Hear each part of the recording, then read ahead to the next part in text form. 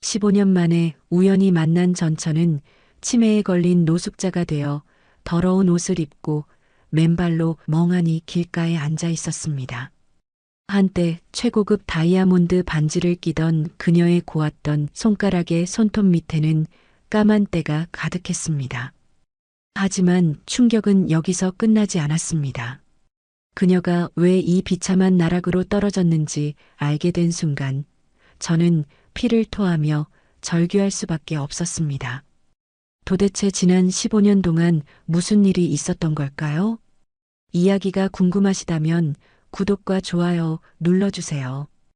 댓글로 지금 어디서 시청하고 계신지 소통해 주신다면 앞으로 더 좋은 영상 제작에 큰 힘이 됩니다. 서울 서대문구의 좁은 골목 끝에 자리한 노숙자 지원 시설인 희망나눔센터. 낡은 시멘트 건물이었지만 내부에는 사람들의 희미한 온기가 감도는 곳이었습니다. 이곳에 대한민국 제약업계를 움직이는 5천억 자산가이자 미래생명 대표이사인 도연이 보건복지부 관계자들과 신약 개발 관련 업무로 시찰을 왔습니다.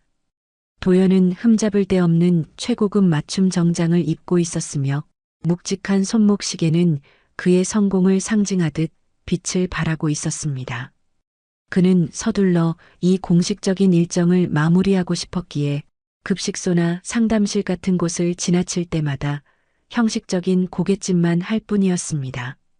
대표님, 이쪽이 무료 급식소이고 저 안쪽 복도를 따라가시면 목욕시설이 마련되어 있습니다. 담당자가 잔뜩 긴장한 목소리로 설명했습니다. 도연은 복도를 걸으며 무료 목욕탕 안내판 쪽을 무심히 지나치려 했습니다. 그때 그의 발걸음이 무언가에 묶인 듯 멈추었습니다. 복도의 벽에 붙은 플라스틱 의자에 한 여자가 멍하니 앉아 있었습니다. 그녀는 낡고 때 묻은 회색 트레이닝복을 입고 있었고 발에는 구멍난 덧신이 신겨 있었습니다. 머리카락은 며칠 동안 감지 못한 듯 푸석푸석했고 지저분하게 헝클어져 있었습니다. 도연은 순간적으로 자신이 무엇을 보고 있는지 이해할 수 없었습니다. 손에 들고 있던 서류 가방이 미끄러져 바닥에 떨어지는 소리가 들렸지만 그는 그것을 주울 생각조차 할 수 없었습니다. 그의 시선은 오로지 그 여자의 비루한 뒷모습에 완전히 고정되었습니다. 아니야. 절대 아닐 거야. 내가 잘못 본 것이 분명해. 도연은 필사적으로 현실을 부정하려 했습니다. 하지만 그의 심장은 이미 15년 전의 격렬한 기억을 되살려내고 있었습니다. 저 어깨선과 목덜미의 희미한 윤곽은 15년이라는 긴 세월이 지났음에도 불구하고 도연의 기억 속에서 지울 수 없는 선명함을 가지고 있었습니다. 한때 명품을 휘두르고 성북동 500평 대저택의 우아한 안주인이었던 그 여자.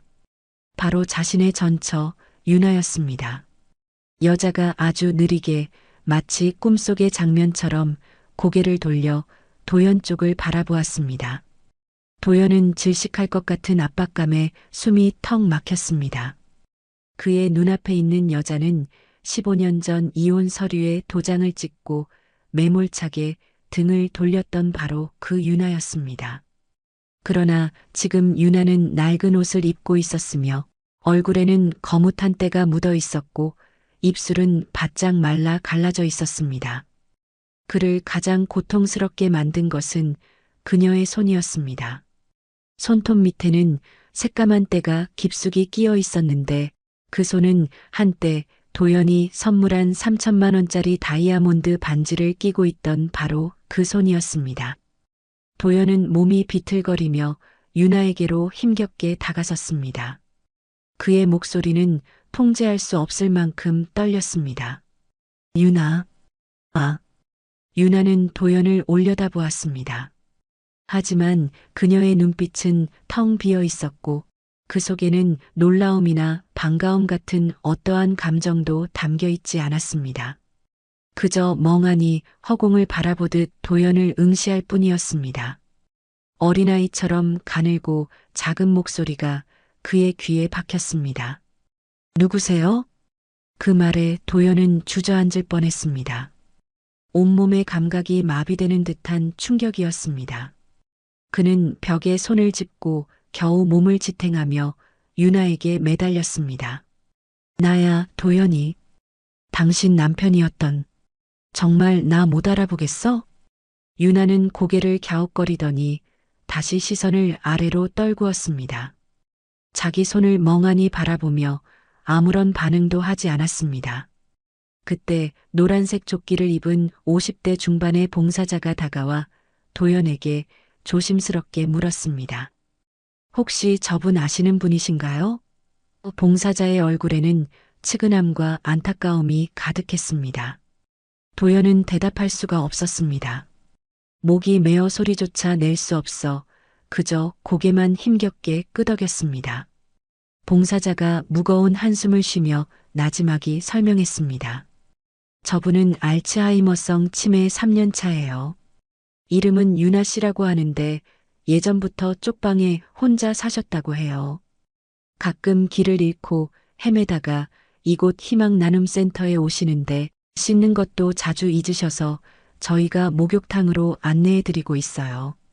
도연의 머릿속이 산산조각 나는 것 같았습니다. 치매 3년 차, 쪽방 생활, 혼자. 그 모든 단어가 15년 전 자신이 유나에게 했던 비정하고 잔혹한 행동들과 겹쳐졌습니다. 가족은 정말 아무도 없는 건가요? 도연이 간신히 말을 이었습니다.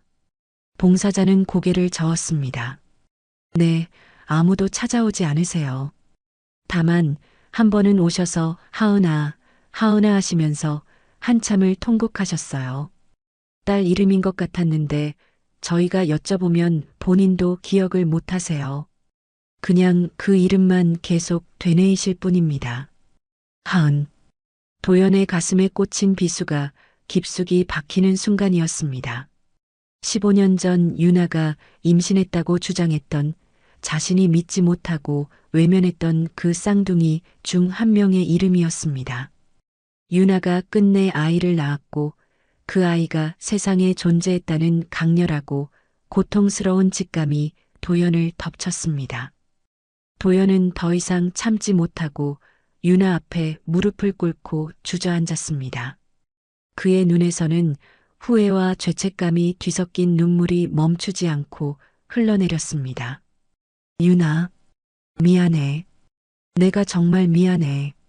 도연은 흐느끼기 시작했습니다.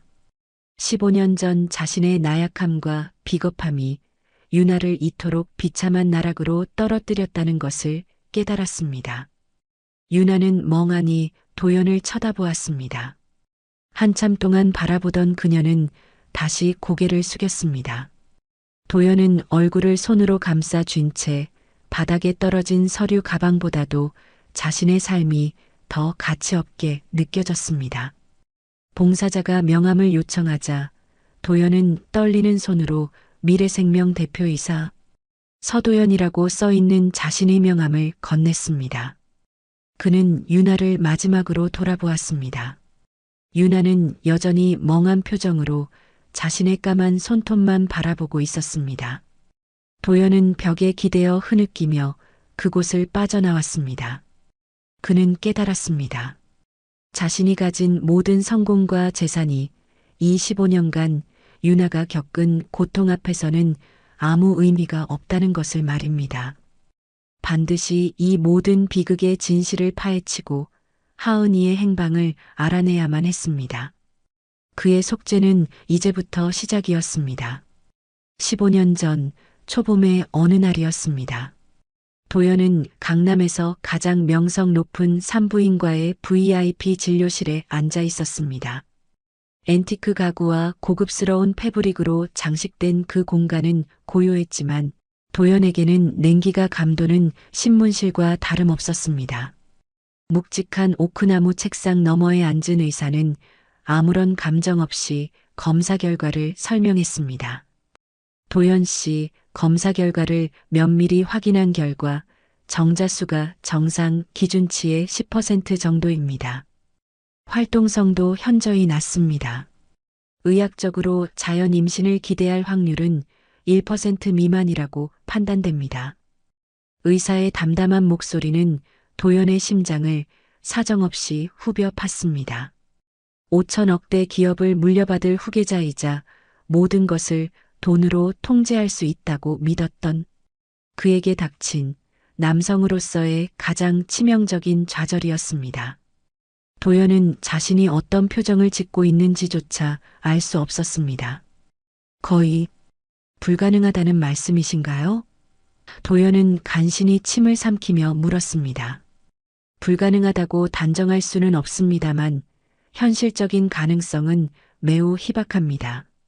인공수정이나 시험관 시술을 최대한 빨리 시작하는 것이 좋습니다.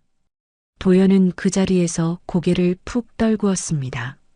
33살 청년에게 내려진 가문의 대를 끊을지도 모른다는 잔혹한 판결이었습니다. 창밖으로 눈부신 강남의 풍경이 펼쳐졌지만 그 성공과 풍요는 지금 그의 내면의 절망을 가릴 수 없었습니다. 성북동 500평 대저택으로 돌아가는 길, 도연은 벤츠 뒷좌석에 앉아 창밖의 흐릿한 풍경만을 응시했습니다. 옆자리에 앉은 유나가 조심스럽게 자신의 따뜻한 손을 도연의 손 위에 얹었습니다. 그녀는 남편의 떨리는 손을 감싸 안았습니다. 여보, 너무 절망하지 마. 의사 선생님이 불가능은 아니라고 했잖아. 우리 함께 시도해보자. 인공수정이나 시험관도 있잖아. 우리에게 희망이 있다는 사실을 잊지 마. 유나의 목소리는 부드럽고 상냥했습니다. 그녀는 남편을 진심으로 위로하고 있었습니다. 하지만 도연은 자신의 불임, 사실을 아내에게 들켰다는 수치심과 남자로서 무력하다는 좌절감에 사로잡혀 있었습니다. 그는 그 분노와 수치심을 엉뚱하게 유나에게 표출했습니다. 도연은 유나의 손을 차갑게 뿌리쳤습니다. 됐어. 나 지금은 말하기 싫어. 미안해.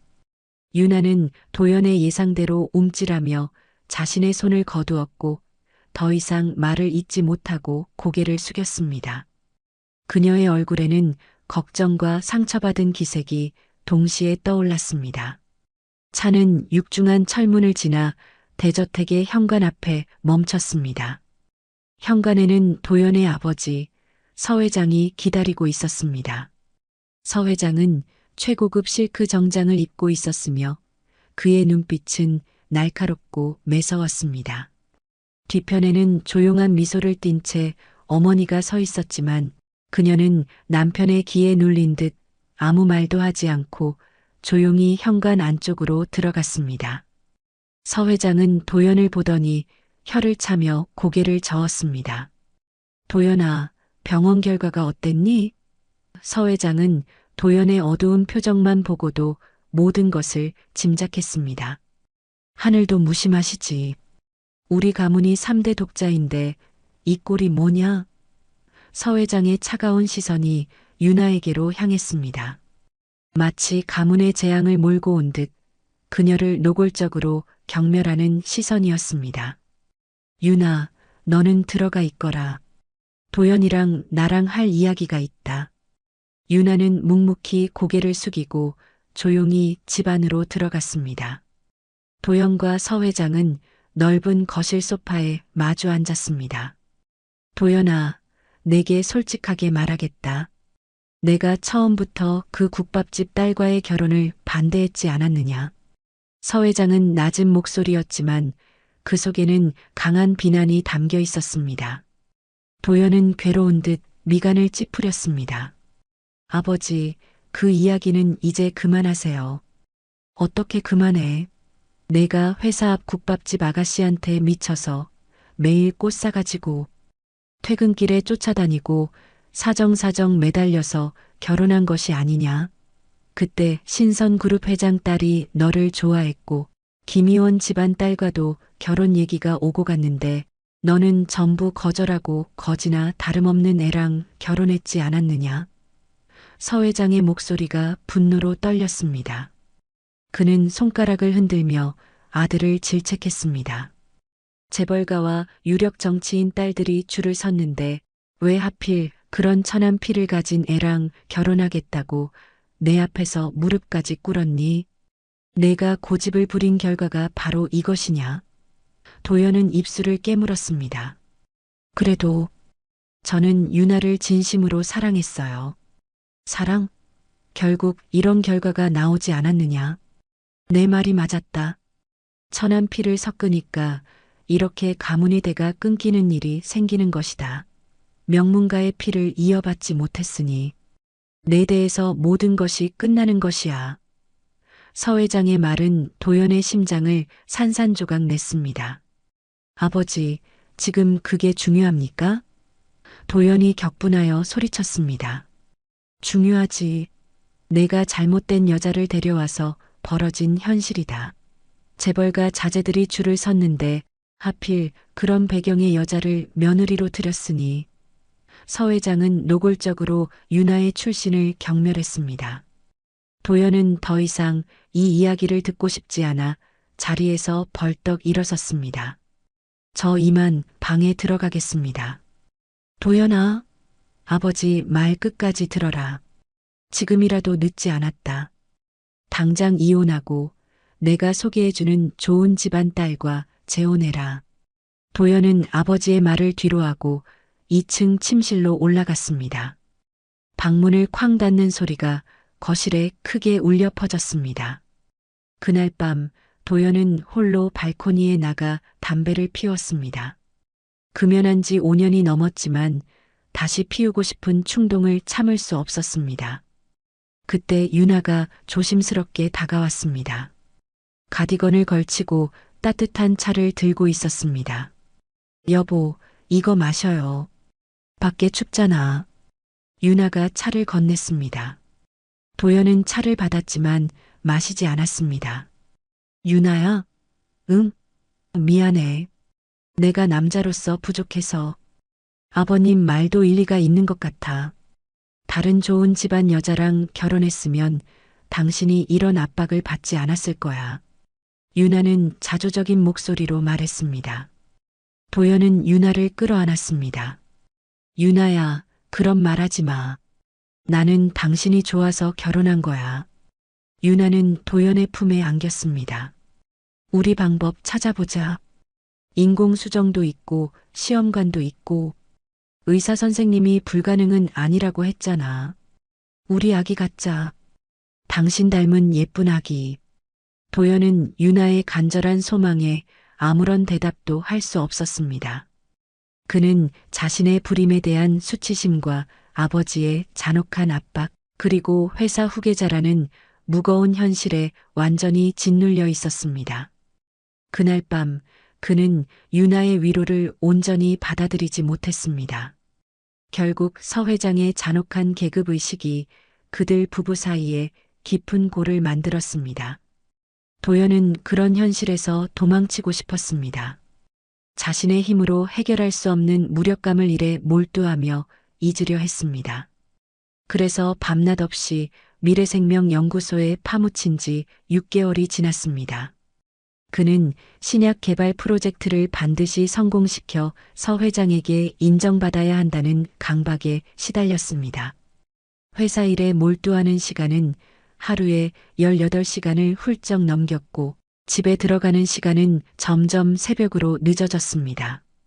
대저택의 침실은 텅 비어 있는 시간이 길어졌으며 유나와 도연의 심리적 거리는 걷잡을 수 없이 멀어졌습니다. 서 회장의 재촉과 압박은 끈질기게 계속되었고 도연은 그 압박 속에 서서히 숨막혀 갔습니다. 도연아, 내가 괜찮은 사람 하나 소개해 줄 테니 한번 만나보아라. 너는 결혼을 했지만 그냥 인맥 쌓는다고 생각하고 가볍게 식사만 하면 된다. 서 회장이 노골적으로 말했습니다. 도연은 거부했습니다. 아버지, 저는 유나와 결혼했습니다. 다른 여자를 만날 수 없어요. 내가 결혼한 것을 알지만 그냥 만나서 이야기만 나누라는 것이다. 그쪽도 한번 결혼하고 작년에 이혼했으니 서로 부담 없지. 정세아라고 유력 정치인 집안 딸인데 명문대를 나왔고 얼굴도 예쁘더구나. 내가 골프를 치다가 직접 봤는데 아주 똑똑하고 예의 바르더라. 서 회장은 아들의 미래를 위해 이렇게라도 인연을 맺어주려 했습니다. 관심 없어요. 도연은 단호하게 거절했습니다. 서 회장은 집요했습니다. 그냥 인사만 해보아라. 비즈니스 인맥을 쌓는 셈 치고. 그새야 아버지 되시는 분이 보건복지위원회 소속 중진 의원이다. 내가 지금 추진하는 신약 개발 법안 통과에 큰 도움을 주실 수 있는 분이야. 지금 그 법안 통과 안 되면 회사 투자금 100억이 날아가는 것은 알고 있느냐? 서 회장은 아들의 약점을 파고들었습니다. 도연아, 내가 회사를 살리려면 지금 정세아를 만나는 것이 미래 생명을 살리는 길이다. 밥 한 끼만 함께 먹어보거라. 응? 도연은 결국 아버지의 압력에 굴복하고 정세아와의 식사 자리를 승낙했습니다. 강남의 최고급 레스토랑이었습니다. 1인당 50만 원이 넘는 코스 요리를 내는 곳이었죠. 테이블 반대편에 앉은 정세아는 20대 후반으로 보였습니다. 세련된 웨이브 머리에 아이보리색 명품 원피스를 입고 있었고 손목에는 최고급 시계가 반짝였습니다. 그녀는 도연에게 먼저 부드럽게 인사를 건넸습니다. 안녕하세요, 도연 씨. 회장님께 말씀 많이 들었어요. 연구소장이시라면서요? 도연은 어색함을 감추지 못하고 고개를 끄덕였습니다. 아, 네. 그렇습니다. 옆에 앉아있던 서 회장이 너털웃음을 터뜨리며 분위기를 유도했습니다. 세아양 아버지가 국회 중진 의원이시지 않나요? 우리 회사 제약 관련 법안 통과에 도움을 많이 주실 수 있을 것 같네요. 도연아, 세아 양에게 인사 잘 드려라. 도연은 불편했지만 정세아는 능숙하게 대화를 이끌었습니다. 도연 씨, 신약 개발하신다면서요? 구체적으로 어떤 분야이신가요? 아, 항암제 쪽입니다. 와, 정말 멋있네요. 저도 미국에서 생명공학을 전공하고 석사학위까지 받았거든요. 전공이 같으니 도연 씨의 연구 내용이 정말 흥미로울 것 같아요. 정세아의 지적이고 유창한 대화에 도연은 처음으로 관심을 보였습니다. 아, 그러시군요. 어느 학교 나오셨어요? 도연은 세아와의 대화에서 업무적인 공감대를 느끼며 긴장감을 조금 풀었습니다. 한편 대저택에 홀로 남은 유나는 점점 도연과의 거리가 멀어짐을 느꼈습니다. 도연은 유나를 피했고 대화는 단절되기 시작했습니다. 어느 날 저녁 유나가 용기를 내어 도연에게 조심스럽게 말을 건넸습니다. 여보, 나 병원 상담 받아봤어요. 인공수정 말이야. 의사 선생님이 가능성이 있다고 했대. 우리 한번 해볼까? 도연은 소파에 앉아 텔레비전만 바라보고 있었습니다. 아내의 간절한 목소리에도 불구하고 그는 차갑게 반응했습니다. 피곤해. 나 오늘 먼저 잘게. 도연은 유나의 손길을 거부하며 침실로 들어가 버렸습니다. 유나는 텅 빈 거실에 혼자 남아 남편의 차가운 태도에 깊은 상처를 받았습니다. 그녀의 눈가에는 금세 눈물이 고였습니다. 그로부터 한 달 후 유나에게 비극적인 일이 닥쳤습니다. 국밥집을 운영하시던 유나의 아버지께서 갑작스러운 심근경색으로 돌아가셨습니다. 아버지는 유나의 세상에 남은 유일한 혈육이었습니다. 장례식장은 을지로의 허름한 병원 지하에 차려졌습니다. 조문객은 동네 주민 몇 명과 아버지의 단골 손님 몇 명뿐이었습니다. 서 회장이 혼자 장례식장을 찾아왔습니다. 최고급 정장에 값비싼 보석을 하고 온 서 회장은 빈소에 들어서자마자 경멸을 담아 작게 중얼거렸습니다. 장례식장도 이렇게 초라할 수가 없구나. 역시 그 집안 꼴이 이 정도 수준이로군. 도연이 아버지를 불편한 시선으로 쳐다보았지만 서 회장은 전혀 개의치 않았습니다. 상주석에는 도연과 유나가 나란히 앉아 있었습니다. 유나는 아버지를 잃은 슬픔에 눈이 퉁퉁 부어 있었습니다. 서 회장은 형식적으로 절을 하고는 밖으로 나섰습니다. 조문을 마치고 나오는 길, 서 회장이 냉소적인 목소리로 말했습니다. 이제 며느리는 완전히 혼자가 되었구나. 친척도 없고. 아버지, 장례식장에서 그런 말은 하지 마세요. 도연이 낮게 으르렁거렸습니다. 사실이지 않느냐? 고아나 다름없는 처지가 되었는데. 도연은 서 회장의 말에 더 이상 대꾸하지 않았습니다. 유나는 아버지마저 잃은 상실감에 도연의 품에 안겨 한참을 통곡했습니다. 여보, 이제 나 혼자야. 아빠마저 없으니. 도연은 유나를 안아주었지만 그의 목소리는 공허했습니다. 그는 이미 정세아와 자주 만나고 있었고 회사 일과 아버지의 압박 속에서 유나에게 집중할 여력이 없었습니다. 3개월이 지났을 무렵 도연에게 치명적인 소식이 들려왔습니다. 그가 3년간 매달려온 신약 개발 프로젝트가 2차 임상시험에서 실패했다는 보고였습니다. 수백억 원의 투자금이 물거품이 되었고 투자자들은 격렬하게 항의했으며 이사회에서는 도연을 압박했습니다. 모든 것이 무너진 절망감에 도연은 혼자 강남의 고급바에 앉아 위스키를 마셨습니다. 그때 정세아에게서 문자가 왔습니다. 도연 씨, 괜찮으세요? 뉴스 봤어요. 제가 옆에 있어 드릴게요. 도연은 망설임 없이 정세아를 불렀습니다. 정세아가 바에 왔습니다. 그녀는 깔끔하고 단아한 검은색 원피스 차림이었습니다. 힘드시죠? 3년 동안 연구하신 것이 모두 허사가 되었으니. 정세아가 따뜻하게 위로했습니다. 다 물거품이 되었어요. 수백억이 날아갔어요. 나는 실패한 경영자네요. 도연은 자조적으로 말했습니다. 괜찮아요, 도연 씨. 실패가 있어야 성공도 있는 법이에요. 도연 씨는 충분히 잘하고 계세요. 정세아의 위로는 유나의 공허한 위로와는 달랐습니다. 유나는 인문학 전공이라 도연의 연구 분야를 이해하지 못했지만 정세아는 같은 생명공학 전공자였습니다. 임상에서 실패한 거면 약물대사 쪽 문제 아닐까요? 간 효소. 저해제 농도를 미세하게 조절해 봐야 할 것 같아요. 정세아는 정확하게 도연이 고민하던 부분을 짚어주었습니다. 맞아요.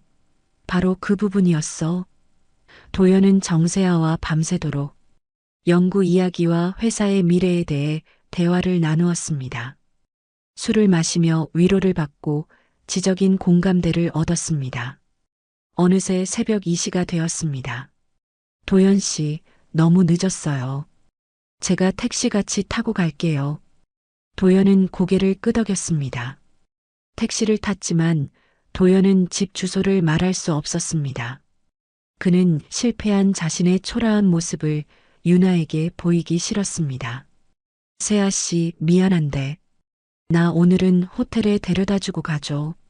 정세아는 도연을 빤히 쳐다보았습니다. 한참을 망설이던 그녀는 이내 고개를 끄덕였습니다. 네. 그날 밤 도연은 돌이킬 수 없는 실수를 저질렀습니다. 자신의 외로움과 좌절감에 기대어온 유나를 배신한 것입니다. 다음 날 아침 침대에서 눈을 떴을 때 옆에 정세아가 잠들어 있는 것을 본 도연은 머리를 감싸쥐었습니다. 미안해. 어젯밤 일은 실수였어. 정세아가 눈을 떴습니다. 그녀는 슬픈 미소를 지었습니다. 알아요. 하지만 도연 씨, 저는 진심이었어요. 도연 씨가 마음을 정리할 때까지 기다릴게요. 죄책감에 시달린 도연은 옷을 입고 황급히 호텔을 빠져나왔습니다. 집으로 돌아가는 차 안, 그는 유나에 대한 죄책감에 몸서리쳤습니다. 성공만을 좇고 아버지의 인정만을 갈망했던 그의 삶이 결국 소중한 아내를 배신하는 파국으로 치닫고 있었습니다. 이 모든 비극의 씨앗은 이미 그가 유나에게 마음을 닫았던 순간부터 싹트고 있었습니다. 성북동 저택의 현관 앞에 유나가 서서 그를 기다리고 있었습니다. 밤새 잠을 제대로 이루지 못한 듯 그녀의 눈은 퉁퉁 부어 있었습니다. 도연은 그녀의 얼굴을 똑바로 마주볼 용기가 나지 않았습니다. 유나가 걱정스러운 목소리로 다가왔습니다. 여보, 어디 있었어? 전화도 안 받고. 내가 얼마나 걱정했는지 알아요? 도연은 급히 거짓말을 지어냈습니다. 미안해, 여보. 회사에서 일이 너무 많아서. 소파에서 잠깐 눈을 붙였어. 도연의 거짓말은 유나에게 상처를 주었지만 그녀는 남편의 지친 모습에 더 이상 추궁하지 못하고 그저 한숨만 쉬었습니다. 그로부터 한 달이 지났습니다. 유나는 도연의 이상한 변화를 감지했습니다. 도연은 이전보다 더 늦게 귀가했고 말수는 급격히 줄었으며 유나와 눈을 마주치지 않으려 애썼습니다. 유나는 남편에게 무슨 일이 생겼음을 직감했지만 서 회장의 압박과 자신의 고아 같은 처지 때문에 쉽사리 도연에게 다가갈 수 없었습니다. 그러던 어느 날 오후 유나는 몸에 이상을 느꼈습니다. 미열이 나고 속이 메스꺼웠습니다. 평소 규칙적이었던 생리도 한 달째 없었습니다. 설마 아니겠지. 도연이 불임이라는 진단과 1% 미만이라는 확률을 알고 있었기에 유나는 자신의 몸에 일어난 변화를 믿을 수 없었습니다. 그녀는 떨리는 마음으로 집 근처 약국으로 달려가 임신 테스트기를 사왔습니다. 화장실 문을 잠그고 테스트를 진행했습니다. 결과는 충격적이었습니다. 뚜렷한 두 줄이었습니다. 유나의 손은 믿을 수 없다는 듯이 파르르 떨렸습니다. 1% 미만이라던 기적 같은 자연 임신이었습니다. 그녀는 다음 날 아침 일찍 병원으로 달려가 정확한 검사를 받았습니다. 축하드립니다. 임신 8주 차입니다. 게다가 쌍둥이시네요. 의사의 말에 유나는 터져나오는 기쁨과 감격의 눈물을 참을 수 없었습니다. 거의 불가능하다던 일이 자신에게 일어난 것입니다. 유나는 초음파 사진을 받아들고 집으로 돌아오면서 도연이 이 사실을 알면 얼마나 기뻐할지 상상하며 연신 미소를 지었습니다. 도연을 위한 저녁 식사를 정성껏 준비했습니다. 도연이 가장 좋아하는 갈비찜, 구수한 된장찌개, 갖가지 나물 반찬까지 정성을 다해 식탁을 차렸습니다. 초음파 사진은 예쁜 리본으로 묶어 작은 선물 상자에 담아 도연이 돌아오기만을 기다렸습니다. 밤 10시가 조금 넘어 도연이 평소보다 일찍 집으로 돌아왔습니다. 유나는 설레는 마음을 감추고 도연에게 달려갔습니다. 여보, 앉아봐요. 오늘 특별한 날이야. 유나가 떨리는 목소리로 말했습니다. 유나야, 나 할 말이 있어. 도연도 심각한 표정으로 입을 열었습니다. 유나는 그의 말을 끊고 급하게 선물 상자를 내밀었습니다. 내가 먼저 할게요. 자, 이거 열어봐. 도연은 의아한 표정으로 상자를 열었습니다. 안에는 초음파 사진 2장이 들어 있었습니다. 이게 뭐야? 도연의 얼굴이 순식간에 차갑게 굳어버렸습니다. 우리 아기야. 쌍둥이래. 8주 됐어. 여보, 기적이야. 의사 선생님이 1% 확률이라고 했잖아. 근데 됐어. 우리에게 아기가 생겼어. 유나는 울며 웃으며 도연에게 매달렸습니다. 하지만 도연의 반응은 유나가 예상했던 기쁨과는 너무나 달랐습니다. 인공수정한 거야? 인공수정이나 시험관 시술을 한 거지? 도연의 목소리는 차가움과 의심으로 가득 차 있었습니다. 아니야, 여보. 진짜 자연 임신이야. 의사 선생님이 기적이라고 했어. 유나는 당황하며 고개를 저었습니다. 도연의 얼굴이 창백해졌습니다. 외도에 대한 죄책감과 불임이라는 사실이 뒤섞여 비이성적인 분노로 폭발했습니다. 거짓말하지 마. 1% 확률이 어떻게 그냥 돼? 당신 몰래 인공 수정한 거 아니야? 솔직하게 말해. 여보, 진짜 아니야. 나 아무것도 안 했어. 유나가 필사적으로 부정했습니다. 도연은 유나를 노려보며 자신이 가장 두려워했던 질문을 던졌습니다. 그럼 다른 남자아이야? 유나의 얼굴이 창백하게 질렸습니다. 뭐라고? 미쳤어? 내가 왜 다른 남자를 만나? 난 당신밖에 없잖아. 도연은 소파에 주저앉아 머리를 감싸쥐었습니다. 1%가 어떻게 돼? 말이 되는 소리를 해. 나는 당신 못 믿겠어. 사실은 나 이혼하려고 했어. 유나의 심장이 멎는 것 같았습니다. 그녀의 손에서 초음파 사진이 바닥으로 떨어져 나뒹굴었습니다. 뭐라고? 미안해, 유나야.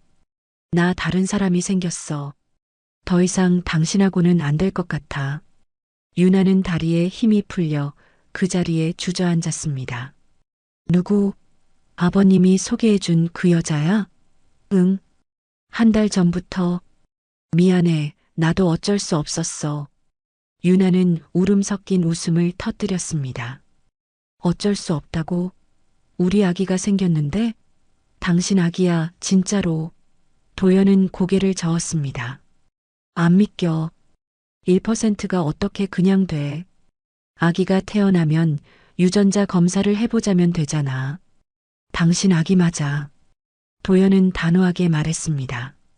미안해, 나 이미 결정했어. 당신과는 끝이야. 다음 날 아침, 서 회장이 유나를 신사동 최고급 호텔 라운지로 불렀습니다. 서 회장은 유나를 내려다보며 말했습니다. 앉아라. 유나는 떨리는 다리로 의자에 앉았습니다. 도연이에게 들었다. 임신했다며? 그 아이 다른 남자아이이지? 유나는 눈물을 머금고 반박했습니다. 아닙니다. 자연 임신이고 도연 씨 아기예요. 서 회장은 코웃음을 쳤습니다. 1% 확률이 말이 된다고 생각하니? 유전자 검사? 필요 없다. 내가 무슨 수로 검사 결과가 나올 때까지 버틸 것 같으냐? 여기 이혼합 비서다. 서명해라. 서 회장은 테이블 위에 서류 봉투를 내려놓았습니다. 도연이는 정세아와 재혼할 거야. 세아 아버지가 우리 미래생명에 300억을 투자하기로 했고 정치권 인맥까지 열어주기로 약속했다. 도연이의 미래가 걸린 일이야.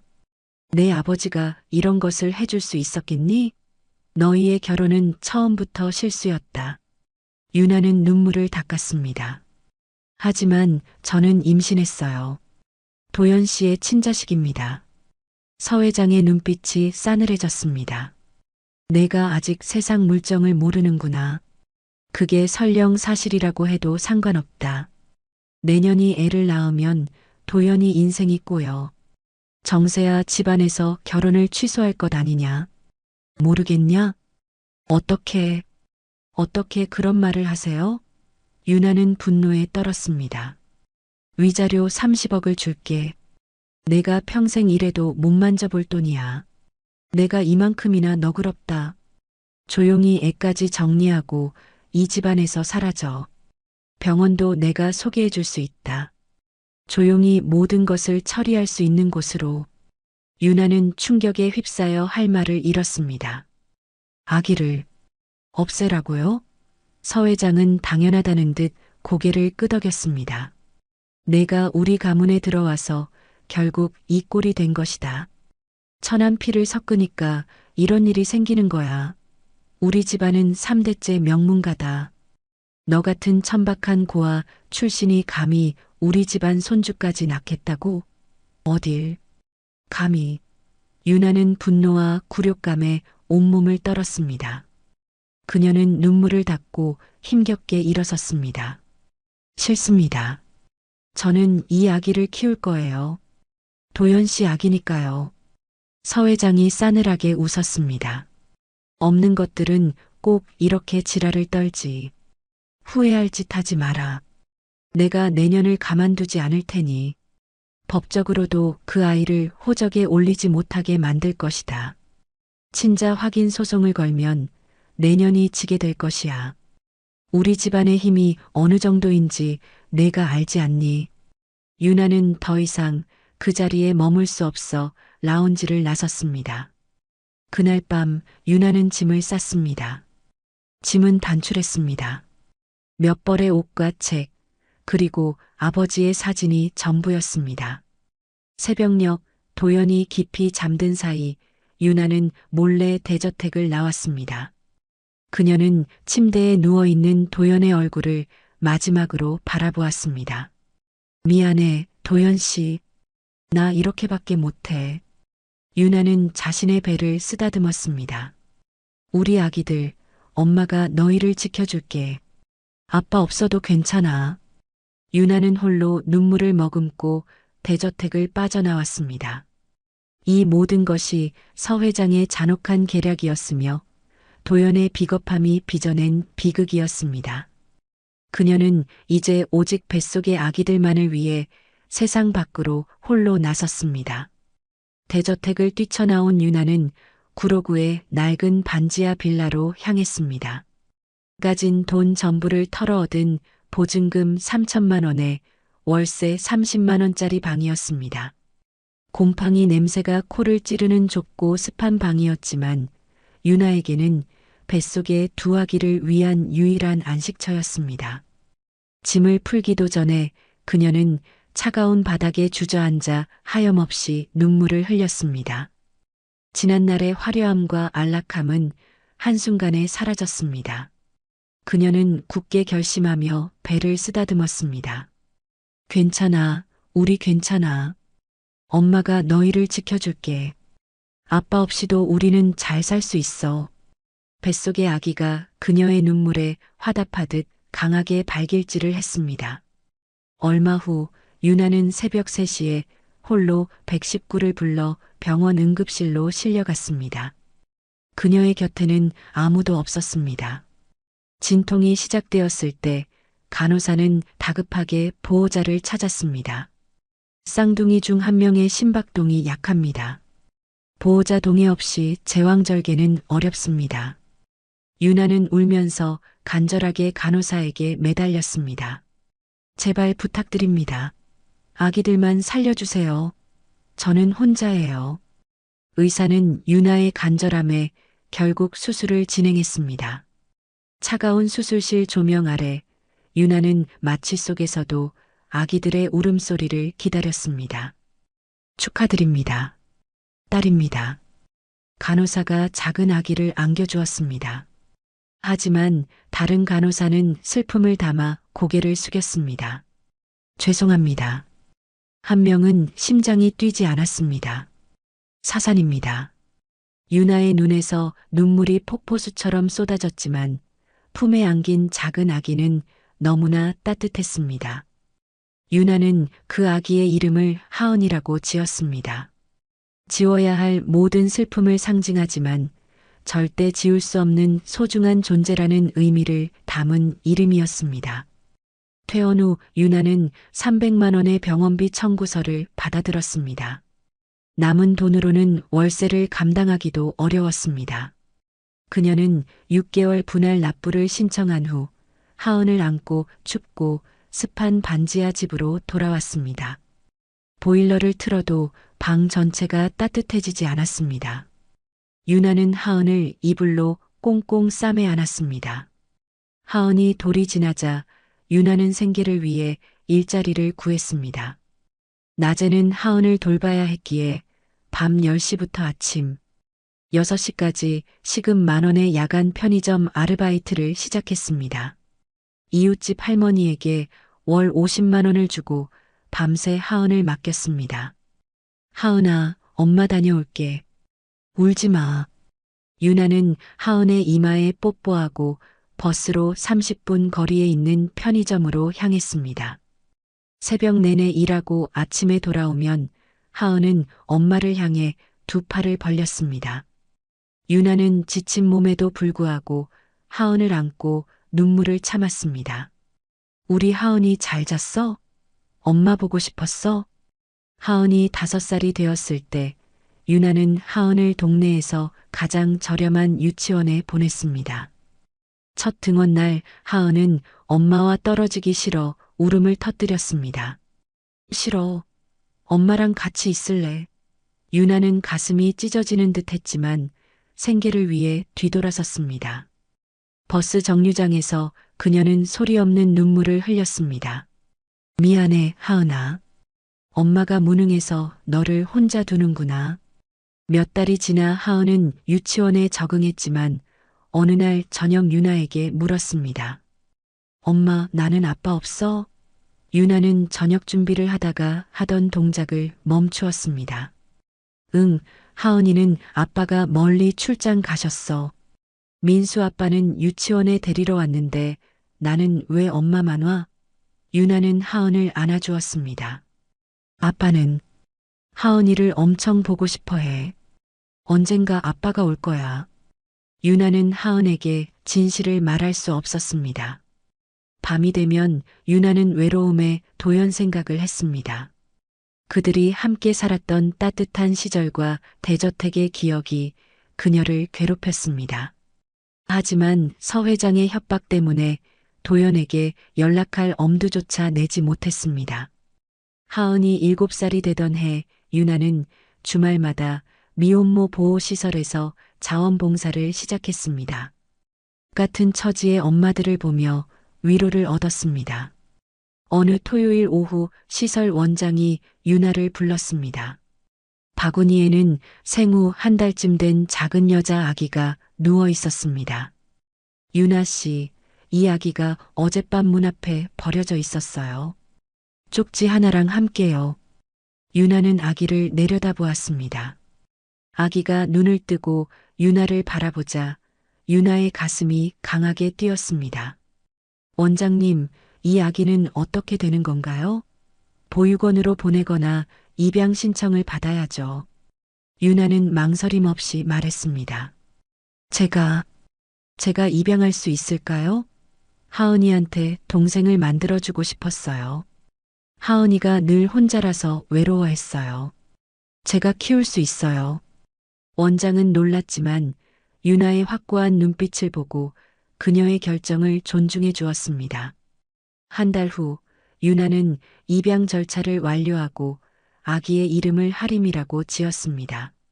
하늘의 숲처럼 포근하고 희망 가득한 아이라는 뜻이었습니다. 집으로 돌아온 유나에게 하은은 눈을 반짝이며 말했습니다. 엄마, 얘가 내 동생이야? 우와, 나 동생 생겼어. 하은은 하림의 뺨에 뽀뽀했고 하림은 까르르 웃었습니다. 유나는 이제 새 식구가 된 그들을 보며 미소 지었습니다. 좁은 반지하 방이었지만 행복만은 가득했습니다. 하은은 어린 동생 하림을 정말 아끼고 엄마처럼 돌보았습니다. 3년이 흘렀습니다.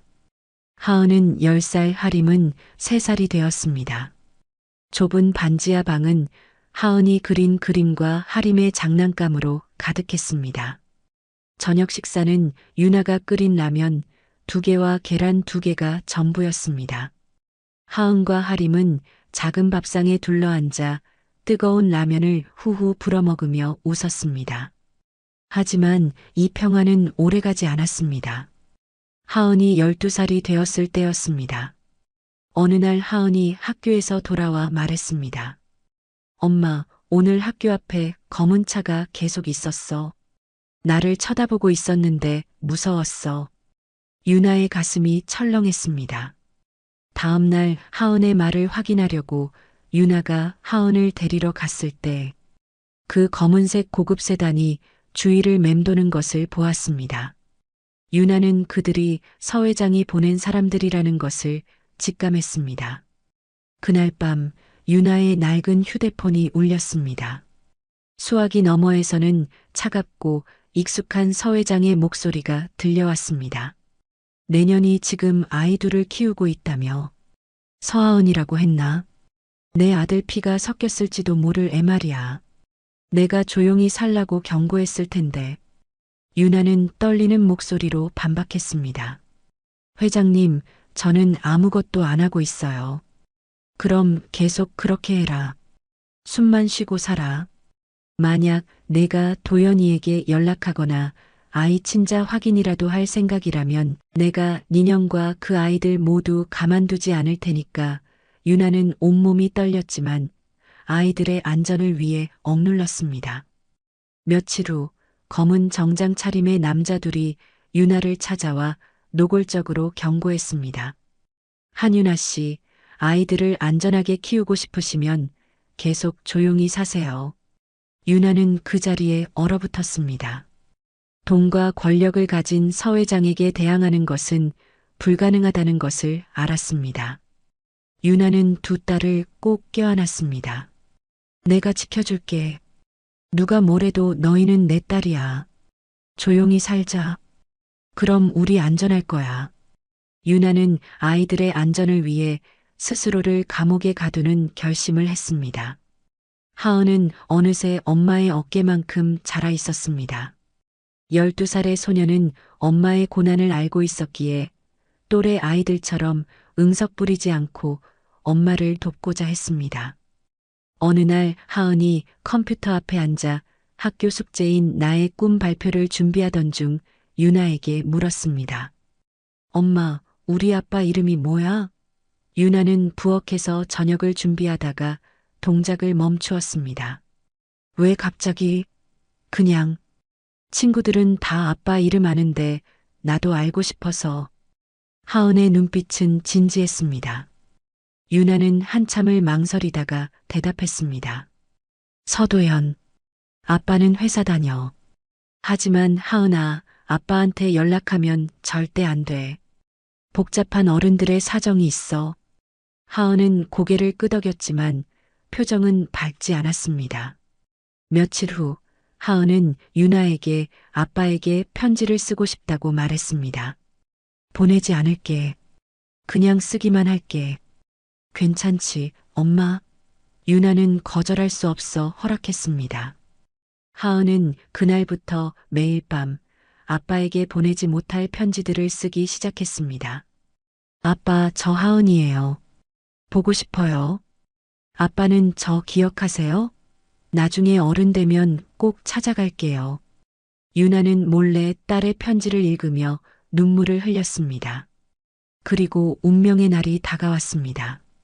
하은이 유나에게 말했습니다. 엄마, 나 아빠 회사 찾았어.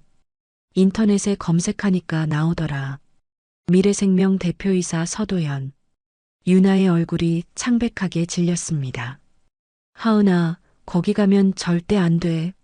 안 되는 건 안 되는 거야. 유나는 처음으로 하은에게 소리를 질렀습니다. 하은은 놀라 멈추었습니다.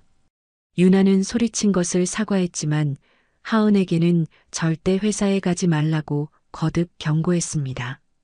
하지만 그날 밤 하은은 몰래 결심했습니다. 내일 학교 끝나고 아빠 회사에 가봐야지. 하은은 노트에 마지막 일기를 썼습니다. 이상한 검은 차가 엄마를 따라다니니까 아빠한테 엄마를 지켜달라고 말해야 해. 9월 1일 아빠 만나러 간다. 하은은 그것이 자신의 마지막 일기가 될 줄은 꿈에도 알지 못했습니다. 9월 1일 아침 유나는 새벽 편의점 근무를 마치고 겨우 집에 돌아와 하은과 하림을 깨웠습니다. 세 식구는 편의점에서 할인하는 빵과 우유로 아침을 먹었습니다. 하은은 낡았지만 깨끗하게 빨래된 옷을 입고 유나를 안았습니다. 엄마 사랑해. 엄마도 우리 하은이 사랑해. 그것이 하은과의 마지막 포옹이었습니다. 유나는 하림의 손을 잡고 유치원으로 향했습니다. 오후 4시 30분 하은은 학교를 나와 강남으로 가는 버스를 탔습니다. 가방에는 아빠에게 보낼 47통의 편지가 들어 있었습니다. 1시간 후 하은은 미래생명 본사 건물 앞에 섰습니다. 하은은 건물 맞은편 벤치에 앉아 아빠가 퇴근하기만을 기다렸습니다. 오후 6시가 되자 빌딩에서 사람들이 쏟아져 나오기 시작했습니다. 그때 검은색 고급 세단이 빌딩 앞에 섰고 정장 입은 남자가 차에 타려는 순간 하은은 직감했습니다. 저 사람이 아빠일지도 몰라. 하은은 벤치에서 벌떡 일어나 소리쳤습니다. 저기요. 하지만 남자는 듣지 못했고 차문이 닫혔습니다. 하은은 다급하게 횡단보도로 뛰어갔습니다.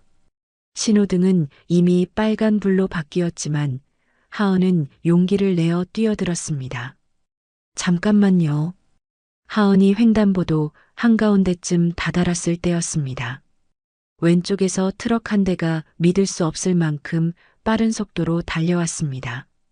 트럭은 속도를 줄이지 않았고 오히려 가속하는 듯 했습니다. 하은이 고개를 돌리는 순간 운전사와 눈이 마주쳤습니다. 운전사는 섬뜩하게도 웃고 있었습니다. 그 순간 하은은 직감했습니다. 이 사람은 멈추지 않을 거야. 하은은 마지막으로 아빠라고 외치려 했지만 엄청난 충격이 그녀의 몸을 덮쳤습니다. 하은의 몸이 공중으로 떠올랐다가 차갑고 딱딱한 아스팔트 위에 떨어졌습니다. 주변은 비명소리와 브레이크 소리로 아수라장이 되었습니다. 하은은 누워서 하늘을 바라보았습니다. 아빠 보고 싶었는데 검은 차가 따라다닌다고 엄마 지켜달라고 말했어야 했는데 시야가 흐려졌습니다. 가방에서 쏟아진 편지 중 한 통이 하은의 얼굴 위에 떨어졌습니다. 아빠 사랑해요. 하은의 눈이 천천히 감겼습니다. 그 시각 유나의 휴대폰이 울렸습니다. 서하은 양 보호자이신가요? 하늘병원 응급실입니다. 따님이 교통사고로 실려왔습니다. 빨리 오세요. 유나의 세상이 무너졌습니다. 하림의 손을 잡고 병원으로 뛰어갔습니다. 응급실 안쪽 커튼이 열렸을 때 유나는 숨이 멎는 것 같았습니다. 하은이 피투성이로 누워 있었고 호흡기를 끼고 있었습니다. 하은아, 엄마 왔어. 의사는 표정이 어두웠습니다. 보호자이십니까? 따님이 트럭에 치여 머리를 심하게 다쳤습니다. 뇌출혈이 심각하고 이미 뇌 손상이 너무 커서 유나는 말을 잇지 못하는 의사의 모습에 절망했습니다. 뇌사인가요? 의사는 고개를 끄덕였습니다. 유나는 밤새 하은의 곁을 지켰습니다. 새벽 2시 15분 심장 모니터에서 경고음이 울렸고 하은의 사망이 확인되었습니다. 하은의 사망 이후 유나의 삶은 완전히 파괴되었습니다.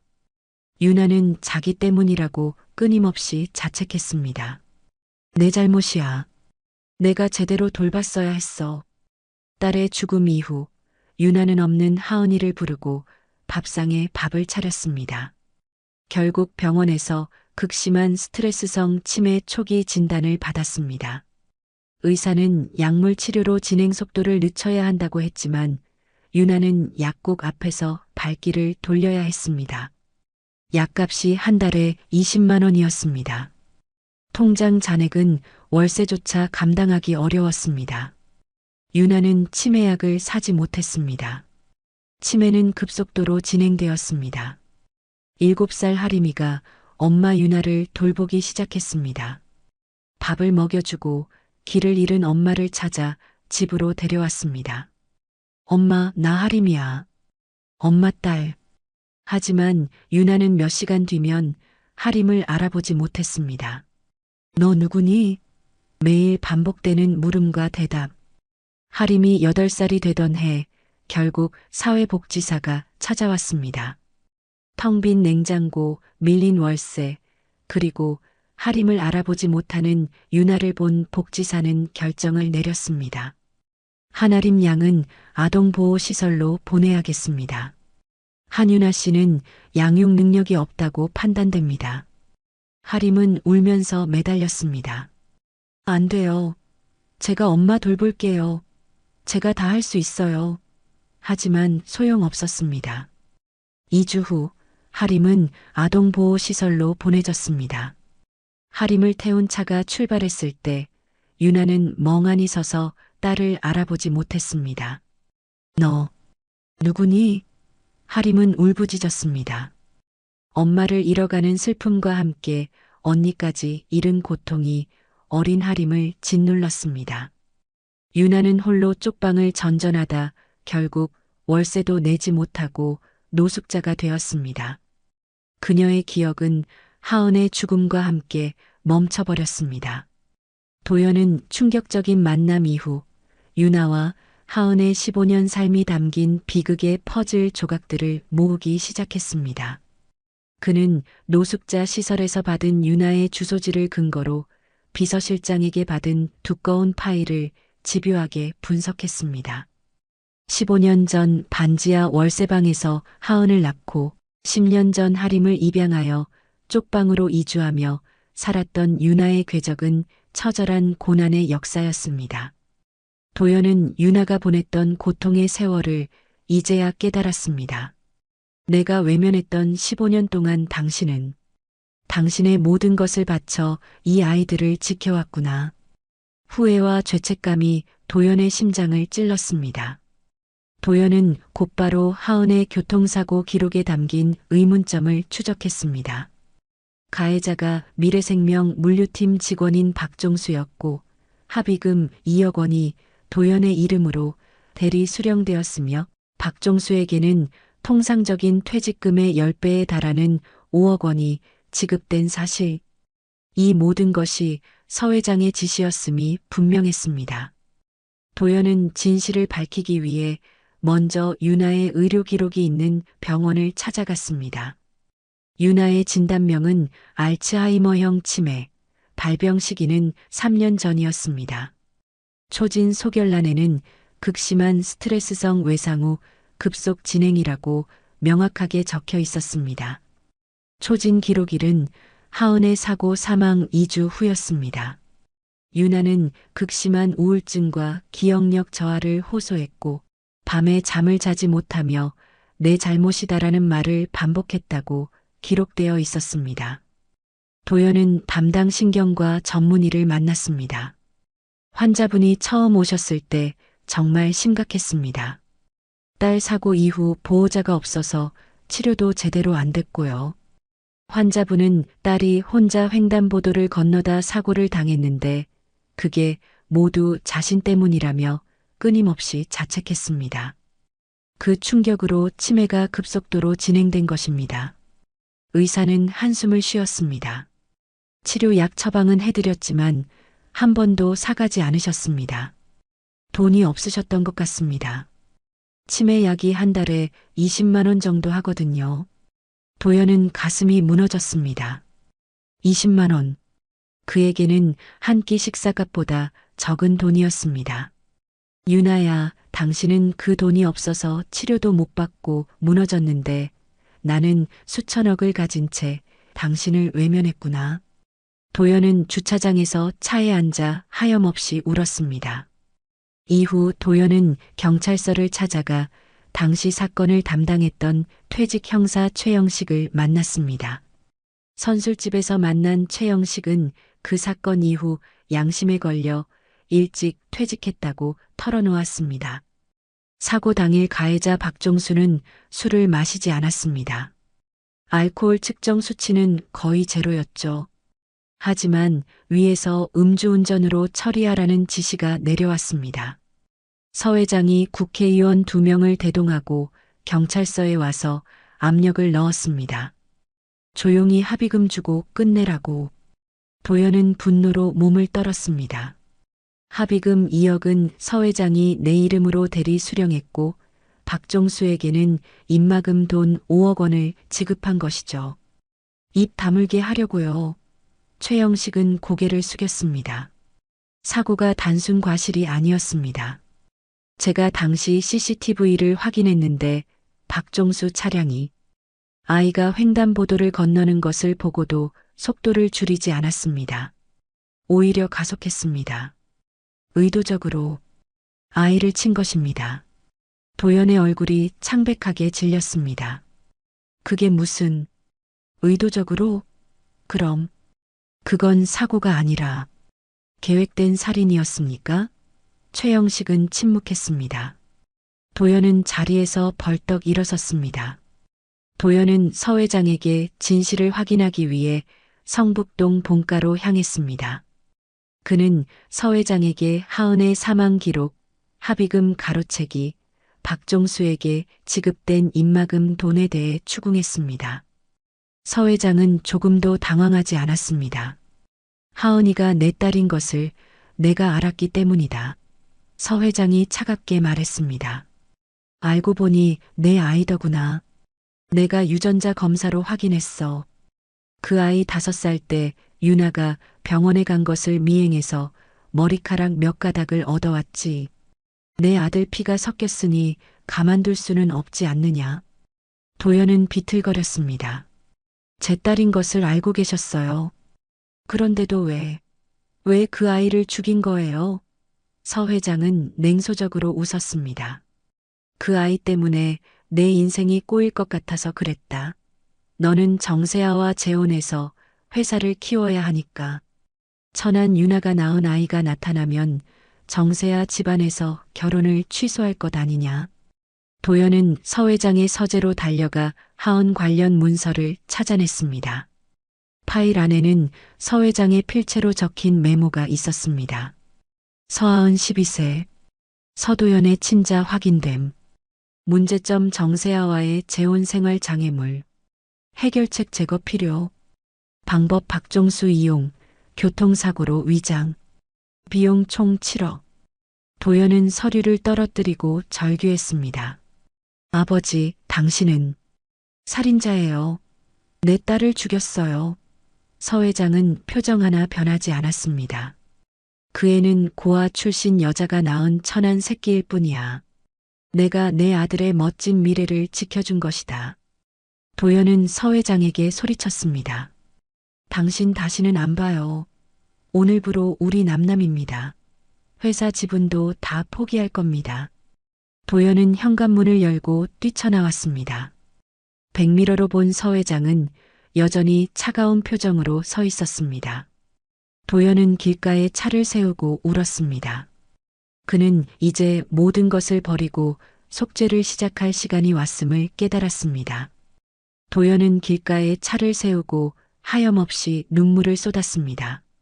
15년 동안 자신이 외면했던 유나의 고통, 그리고 아버지의 손에 비극적으로 죽어간 딸 하은의 진실이 그의 심장을 갈기갈기 찢어 놓았습니다.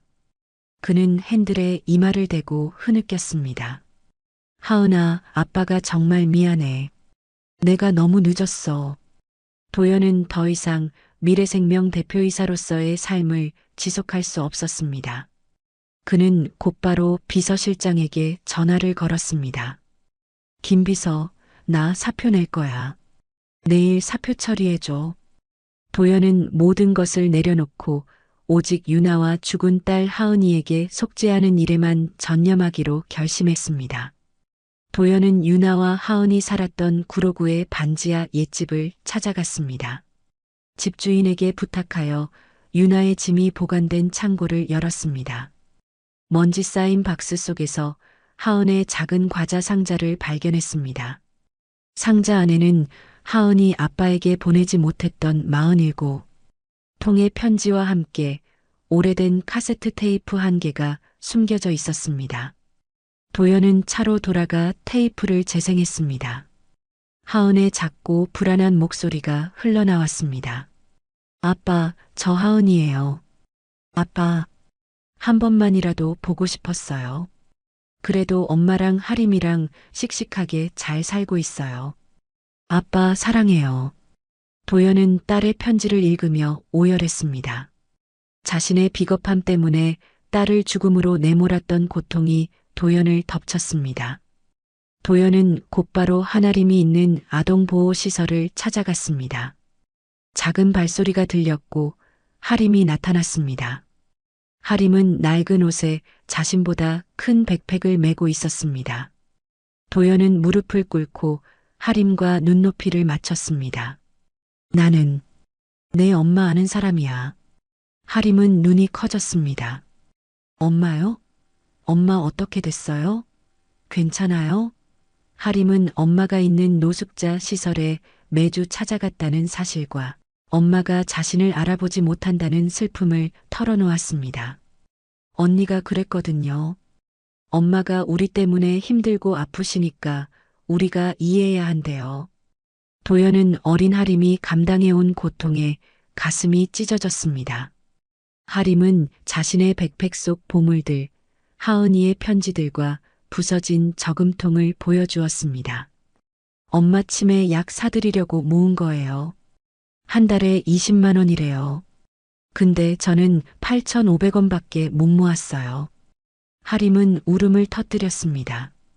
도연은 하림을 꼭 안았습니다. 하림아, 괜찮아.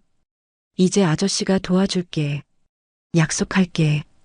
도연은 서 회장의 방해를 무릅쓰고 유나를 노숙자 시설에서 서울 외곽의 깨끗하고 전문적인 요양병원으로 옮겼습니다. 유나야, 여기가 좋지? 이제 여기서 지내. 내가 매일 올게. 유나는 여전히 도연을 알아보지 못했지만 도연은 매일 병원을 찾았습니다. 유나에게 밥을 떠먹여주고 그녀가 좋아했던 옛 노래를 기타로 연주해 주었습니다.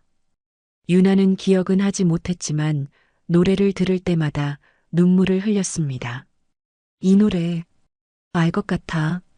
가슴이 아파. 도연은 유나의 감정은 살아있음을 확인했습니다. 도연은 하림에 대한 입양 절차를 시작했고 그동안 하림을 자신의 강남 아파트로 위탁 양육했습니다. 하림은 새 방과 새 옷, 그리고 도연의 따뜻한 보살핌에 조금씩 안정을 찾았습니다. 어느 날 하림이 도연에게 말했습니다. 아저씨, 저 커서 의사 될 거예요. 엄마 병 고치는 의사요. 치매는 못 고친다고 했지만 저는 할 거예요. 엄마가 저 기억하게 해줄 거예요. 도연은 하림의 순수하고 강한 마음에 눈물을 흘렸습니다. 그는 하림을 끌어안고 약속했습니다. 아저씨가 도와줄게. 아저씨가 내 아빠가 되어줄게. 6개월이 지났습니다. 도연과 하림은 매일 요양병원을 찾았습니다. 의사는 유나의 치매가 더 이상 악화되지 않고 안정적인 상태를 유지하고 있다고 했습니다.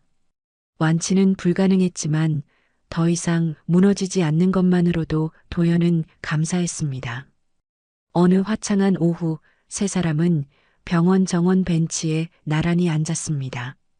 유나는 여전히 도연과 하림을 번갈아 보며 미소 지었습니다. 당신들 누구세요? 도연은 유나의 손을 잡았습니다. 가족이에요. 당신을 사랑하는 가족.